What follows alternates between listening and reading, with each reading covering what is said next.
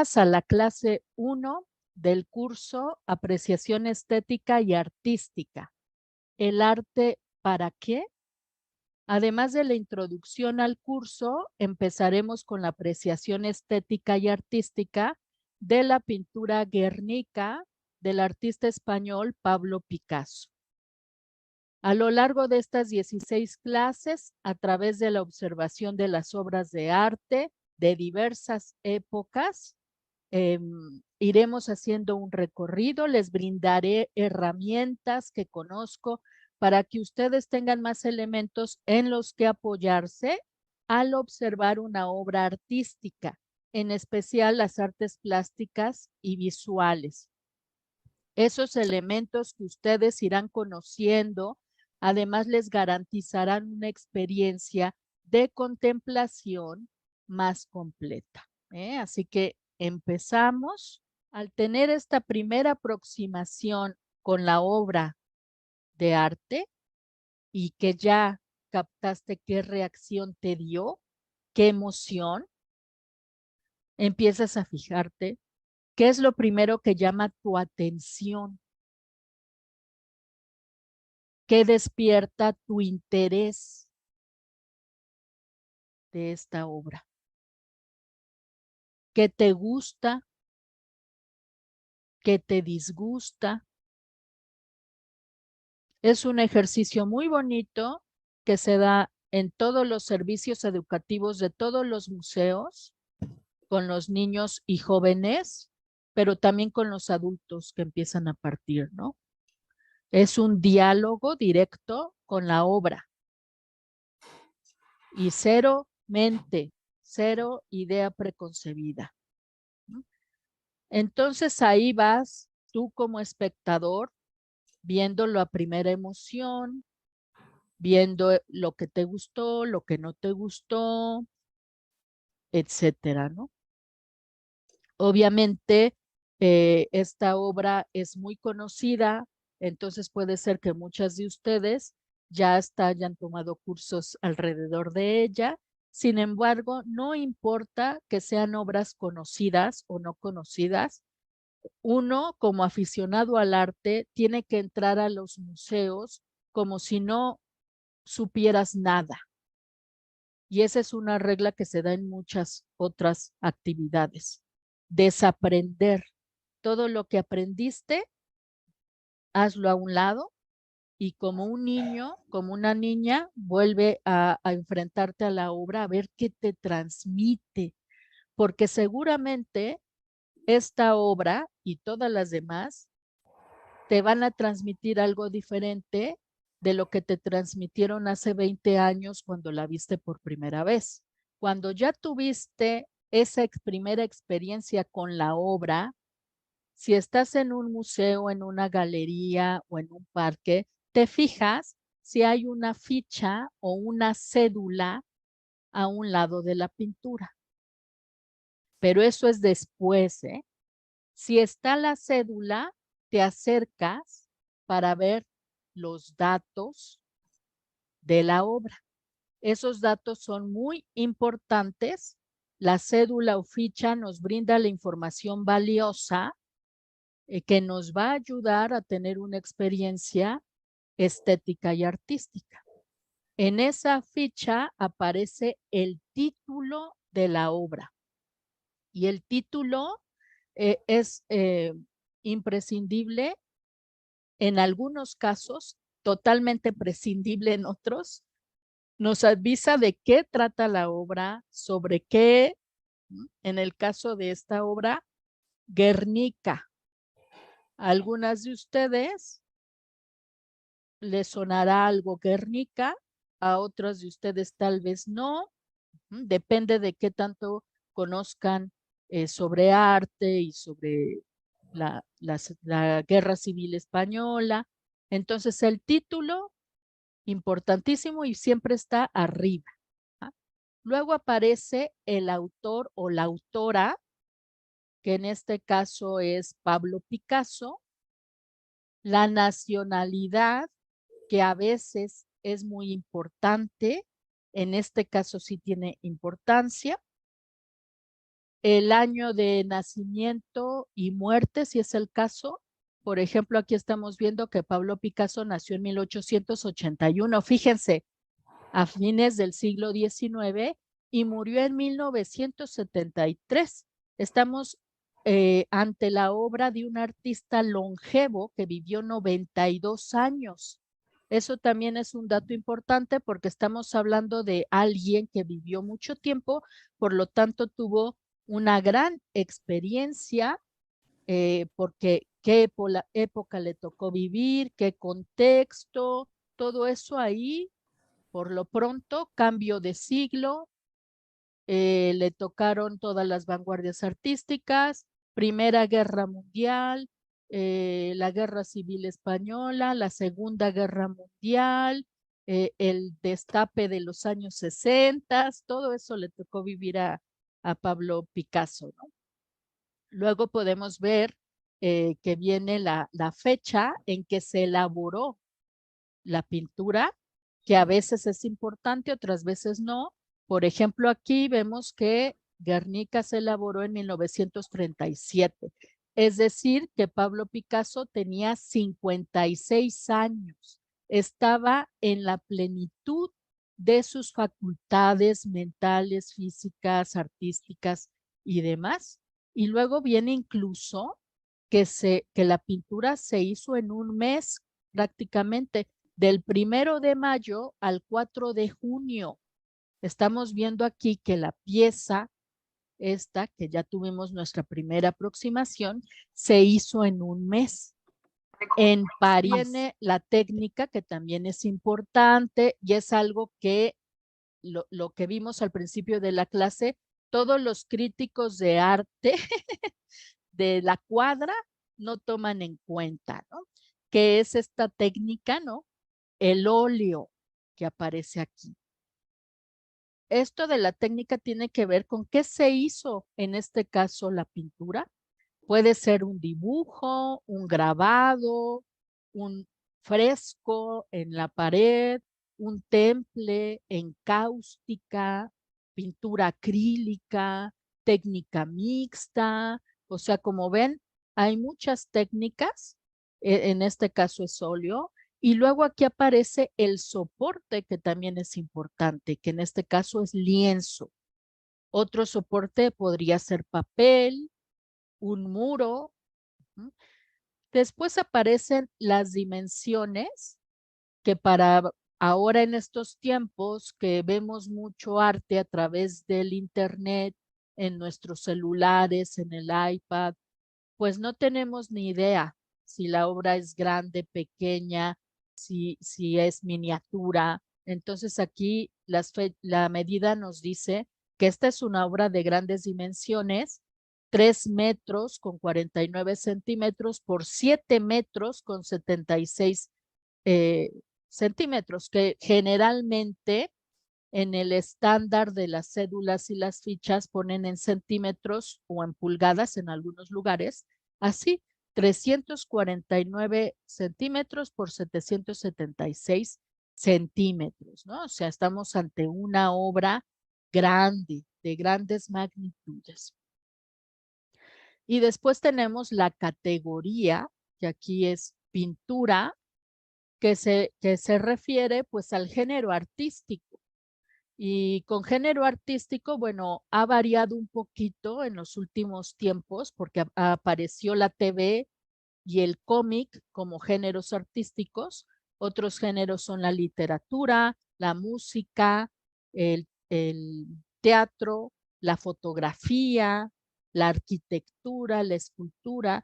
Y dentro de las artes plásticas o visuales está la pintura.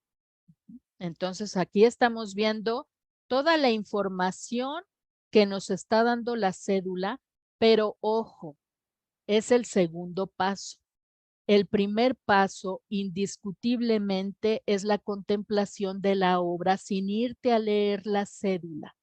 Si vas directamente a ver la cédula, vuelves a empezar porque ya no vas a tener esa experiencia estética, ya tu mente está con otros rollos, ¿no? Yo he visto a lo largo de mi experiencia muchísimas personas que ni siquiera ven las pinturas, nada más van leyendo las cédulas, ni siquiera se quedan a contemplar las piezas.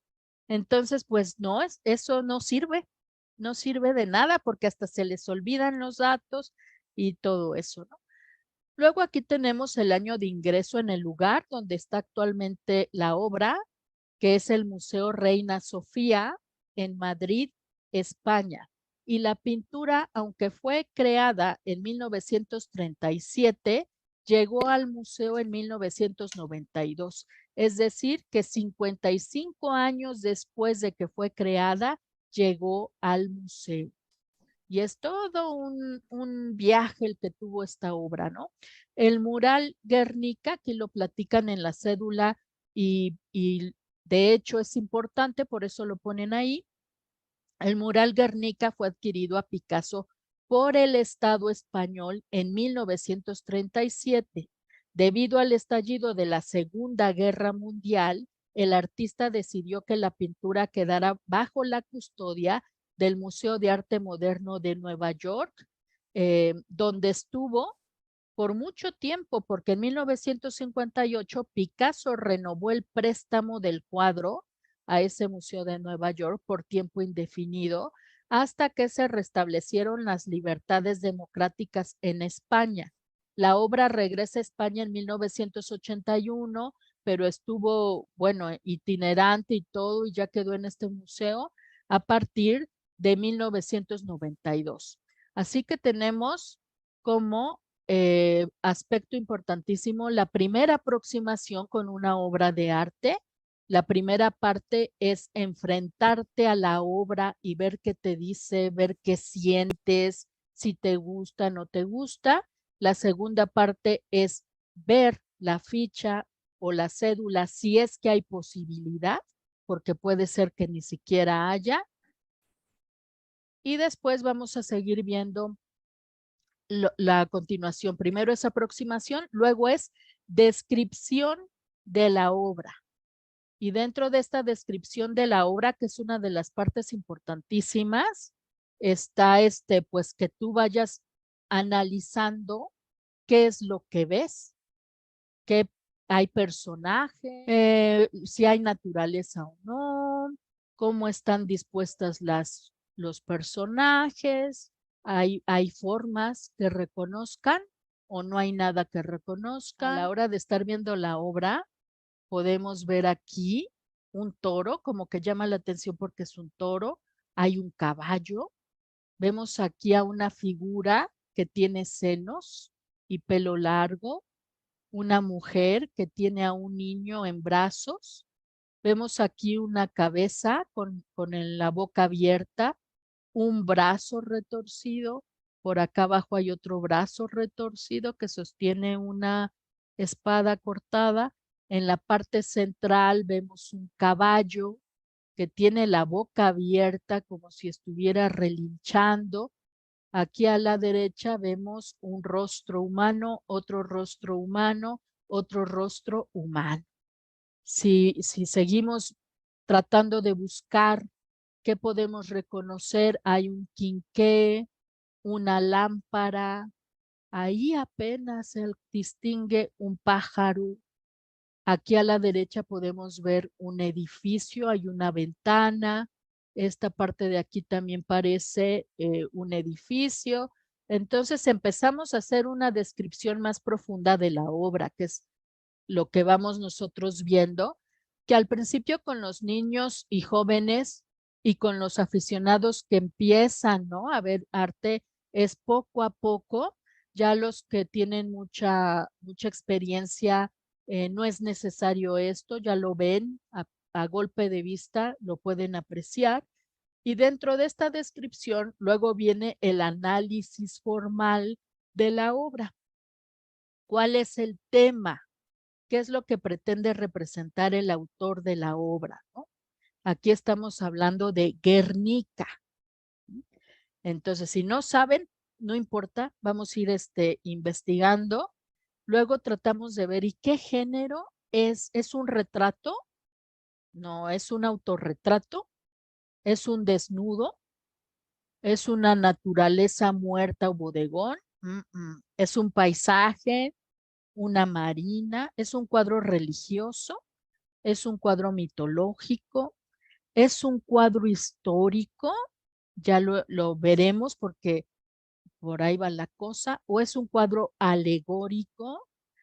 Un cuadro alegórico, una pintura alegórica es la representación en las que las cosas tienen un significado simbólico. Entonces, por aquí nosotros vemos que hay cosas que no entendemos y seguramente tienen que ver con los símbolos. El estilo de la obra, ¿no? Estamos viendo tema, género, estilo. Pues no es un estilo académico tradicional ni impresionista, es un estilo moderno. Para los que ya tienen experiencia en conocer la obra de Pablo Picasso, pues fue el artista creador del cubismo, ¿no?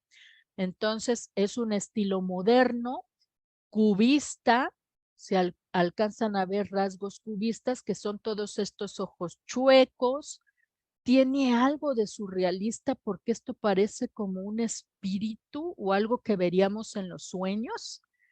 Entonces, para el crítico de arte Robert Hughes, Guernica es la última pintura histórica. Ya lo vamos a revisar con calma. ¿Por qué dice eso? Y dentro de este análisis formal, pues hay otros elementos que ver, como es la composición de la obra. ¿Hacia dónde se dirigió tu mirada cuando viste la obra por primera vez? Indiscutiblemente, esta parte central que parece que está inscrita en un triángulo, que a primera vista tal vez se te fue, que aquí vemos una línea, acá hay otra línea, todo eso es planeado por el artista, que ya vimos que estaba creando la obra en plenas facultades. Esto es lo que llama la atención, porque incluso pueden ustedes ver cómo resalta el blanco, y el blanco llama más la atención que el negro que vemos en las orillas superiores, izquierda y derecha, ¿no? Así que vemos que en la composición llama la atención esta parte central y vemos que incluso la mete en este triángulo, como sucedió en el Renacimiento, que ya lo iremos viendo a lo largo de estas clases. Este tipo de composición donde la escena principal está dentro de un triángulo, pues viene del Renacimiento. Y luego está toda esta parte de la luz y el color. La luz, pues fácilmente reconocemos las partes blancas, vemos la luz y la sombra en la oscuridad, ¿no? Y es tan oscuro que podemos pensar o remitirnos directamente a la noche. Y el color, pues el color son una serie de gamas de grises. Vean ustedes todas las diferentes grises que vemos aquí, que el gris viene justamente de esta combinación de los dos colores que son el blanco y el negro. Entonces, si partimos del blanco y le agregamos un poquito de negro, pues es un gris muy clarito. Y si le agregamos más negro, va a ser un gris más oscuro y así hasta que ya sea totalmente, pues negro, ¿no? Y por otra parte está el dibujo. El dibujo ya lo iremos viendo conforme vayamos avanzando en este análisis, pero indiscutiblemente se ve el dibujo, la línea. Ajá, eso nos queda claro. Bueno, en esta parte izquierda, fíjense en otra cosa. La parte central tiene muchos elementos, como pueden ver aquí. Pero si se fijan aquí a la izquierda, ya no hay tantos elementos. Se distingue el toro, esta mujer y esta cabeza, ¿no? Y a la derecha tampoco hay tantos elementos. Vemos esta figura con los brazos levantados. Entonces, a la izquierda aparece, como les decía, el toro y esta mujer y la cabecita que vimos acá. El toro tiene el cuerpo oscuro y la cabeza blanca y está girándose. Es decir, él va hacia la derecha, digamos, si lo estamos viendo de frente, pero la cabeza va hacia la izquierda y da la impresión de que está aturdido, como cuando los toros salían en las plazas de toros, cuando los iban a torear y que estaban así como, ¿qué onda? Viendo para todos lados, así. Y el toro está viendo, es un espectador de lo que ocurre. Y la posición de su cuerpo, que aquí lo podemos ver con esta línea curva, parece que estuviera protegiendo a esta mujer y al niño, ¿no? Por la manera en que está curveando el cuerpo, ¿no? Fíjense. Y sus orejas, si se fijan, parecen puñales por la manera en que los pintó Picasso. Y estamos viendo cómo para la oreja ante esta mujer que por nuestra experiencia humana sabemos que cuando vemos una boca abierta en este gesto es un grito, y por la posición de los ojos y por el cuerpo inerte del infante estamos viendo que es una mujer gritando de dolor. Al preguntarle al propio Pablo Picasso, después de que pintó esta obra sobre el simbolismo del toro, él indicó que simbolizaba la brutalidad y la oscuridad, aunque años después Picasso declaró que el toro es un toro y el caballo, que ahorita vamos a ver, es un caballo, que son símbolos, y que el espectador que contemple la obra es el que debe decidir qué significa. Para el escultor y poeta español Jorge Oteiza, Picasso pone al toro como imagen simbólica de Iberia, que es como se llamaba antaño España, que es efectivamente el símbolo de España, es el toro de Lidia. Y aquí pues simbolizaría España absorta ante el dolor de su pueblo.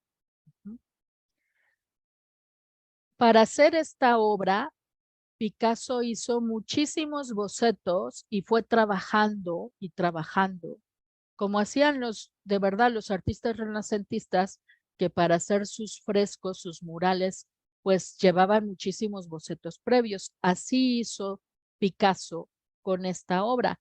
Y pues lo dejó todo muy bien documentado, de tal manera que aquí podemos ver 3 diferentes bocetos de trabajo del toro. Por ejemplo, aquí vemos una cabeza de toro con rasgos humanos que hizo el 10 de mayo de 1937. Aquí estamos viendo que él agregó el cuerpo del toro viril, ajá, pero con rostro humano muy fino. Pero fíjense cómo ya tiene las orejas así que en puntita, como si fuera un puñal o la punta de una espada. Aquí estamos viendo un toro surrealista con diversos elementos como producto del sueño, de una visión, con estudios de ojos, aquí comenta, ¿no? Entonces él lleva a cabo todos estos bocetos y decide, ¿no? Representar al toro de esta manera.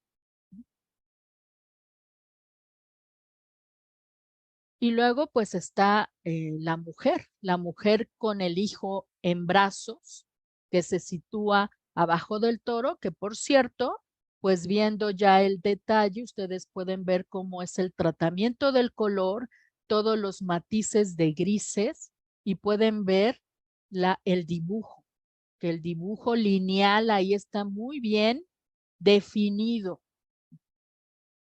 Y esto tiene que ver porque Picasso, pero esto ya es como un poco adelantándonos, pero lo vamos a decir, Picasso en esta tuvo una etapa a partir de los años 30 que hizo muchos carteles y utilizaban pues la serigrafía, empezaban a utilizar y las técnicas del grabado para hacer cientos de carteles y pegarlos por la ciudad, ¿no? No eran pintados uno a uno a mano. Entonces él utiliza esa manera del cartel para hacer la obra, ¿no? Entonces vemos a la mujer que tiene la cara vuelta hacia arriba en un ademán de grito y dolor. Vean la lengua, los ojos, la cabellera. La lengua es como una estileta, es puntiaguda. Los ojos tienen forma de lágrimas. No es necesario el llanto porque los ojos ya son lágrimas en sí mismas. Y sostienen sus brazos torcidos. Fíjense este brazo como lo tiene todo torcido a su hijo, que lamentablemente está muerto. Podemos ver que sus ojos carecen de pupilas, que el cuerpo está totalmente suelto. Es un bebé porque vean sus piececitos, parece como si fuera en un camisón, ¿no? Pues ya haciendo el análisis se piensa que pues se basó en la piedad, que es esa representación cristiana de la Virgen María sosteniendo en sus brazos a su hijo muerto, que es en triángulo, que Miguel Ángel hizo la obra más conocida al respecto, el escultor Miguel Ángel. Y bueno, entonces esto es en esta parte del cuadro, pero fíjense aquí abajo hay otra figura que es conocido como el hombre muerto o el soldado muerto o el guerrero muerto. Nada más vemos su cabeza, su brazo izquierdo, fíjense cómo está todo retorcido, vean cómo incluso pintó las líneas de la palma, fíjense cómo muestra la fuerza, los músculos del brazo, y del otro lado está la mano, el otro brazo, perdón, que lleva esta espada rota y una flor ahí insinuada. Y pues para muchos es como una escultura rota o mutilada. Está roto este hombre, está desmembrado. El gesto es muy parecido al de la mujer, tiene la boca abierta, se ven los dientes, los ojos al estilo del cubismo de Picasso, uno para el otro lado y otro para el otro lado. Este ve para acá, este ve hacia acá, casi al espectador. Y fíjense en el dibujo, ¿no? Esto que vemos aquí es la herradura de una de las patas del caballo, es decir, este cuerpo está bajo el cuerpo del caballo. El hombre está bajo el cuerpo del caballo. Aquí está el caballo, fíjense, una pata, la otra pata, y esta figura está ahí. Y aquí pueden ver, ya en este acercamiento, cómo la textura del cuerpo de caballo es a través de estos trazos diminutos. Ahora sí que le hizo rayitas. Y ahí pacientemente estuvo haciendo las rayitas para darle esa textura. Aquí pueden ver las diferencias de los grises. Estas diferencias de grises son importantes porque le dan volumen a la obra. Simplemente con un matiz diferente de un mismo color ya das profundidad a la obra. Y para esta pieza obviamente uso cientos de bocetos, pero fíjense la mano. Él la resolvió así. Vemos 1, 2, 3, 4, 5 dedos, más o menos torcidos, pero el boceto original era mostrar los dedos súper torcidos. De hecho, hasta exagera. Tiene 1, 2, 3, 4, 5 dedos, pero para darle más torcedura, pone que no tiene uña, por lo tanto es parte de uno de estos dedos, pero es una de las libertades creativas de los artistas, donde no tienen que mostrar de una manera realista una mano, si lo que quieren es dar la idea de torcimiento, ajá, que ya a todos nosotros la idea de torcimiento ya nos da una emoción, pues no importa agregar. este dedo de más. Pero estos bocetos son muy importantes porque nos dejan ver cuál era la idea de Pablo Picasso para transmitir el dolor del ser humano. Y de hecho, años después de la realización de pues Guernica, en 1967, durante la guerra de Vietnam, suceden dos cosas. Una de esas cosas fue que se utilizó el cuadro de Guernica como instrumento de propaganda contra la guerra y otra fue que sufrió un atentado, ¿verdad? Aquí estamos viendo Stop the War in Vietnam Now y muestra al hombre muerto. ¿Y el ser humano ha aprendido? Claro que no. Claro que no. Guernica nació para formar parte del pabellón español en la Exposición Internacional de París de 1937. Esto que les voy a platicar ya entra dentro del contexto. Todavía no acabamos el análisis de la obra, la parte descriptiva, pero yo voy incluyendo el contexto para que ustedes vayan teniendo una idea, pero es así, es la aproximación, la descripción, el contexto, que es la época, el por qué se hizo esta pintura, para qué. Entonces, este Picasso recibió el encargo en 1937 al inicio para hacer una pintura para la Exposición Internacional de París. Y resulta que estaba en crisis existencial Picasso a causa de 3 mujeres y muchas situaciones, ¿no? Y no se inspiraba, por más que trataba, no podía pintar nada, ¿no? Y pues el 26 de abril de 1937, en plena Guerra Civil Española, la ciudad vasca de Guernica fue bombardeada por los ejércitos alemán e italiano en apoyo al bando sublevado contra el gobierno de la Segunda República. Este hecho inspiró inmediatamente a Pablo Picasso para pintar la obra, porque él estaba sufriendo en su vida personal y él, al igual que el resto del mundo, empezó a recibir las dramáticas fotografías que aparecieron en los periódicos de los bombardeos y eso, wow, lo inspiró para hacer la obra. Entonces, como pueden ver, previo a esto, él estaba pasando por un bloqueo artístico y a través del arte pudo subsanar todo ese dolor que tenía en su vida personal y luego ese dolor que pues se vivió en España después de este bombardeo, ¿no? Que fue muy documentado, que bueno, después vivió España unos años terribles, pero en el resto del mundo sí se sabía lo que estaba sucediendo y pues a partir de los años 80 empezó a rastrearse toda esta situación de Guernica y pues ahora si ustedes van a la página oficial del Museo Reina Sofía y le pican a Guernica, les van a aparecer todas las fotografías terribles de lo que vio en los diarios Pablo Picasso para pintar esa obra.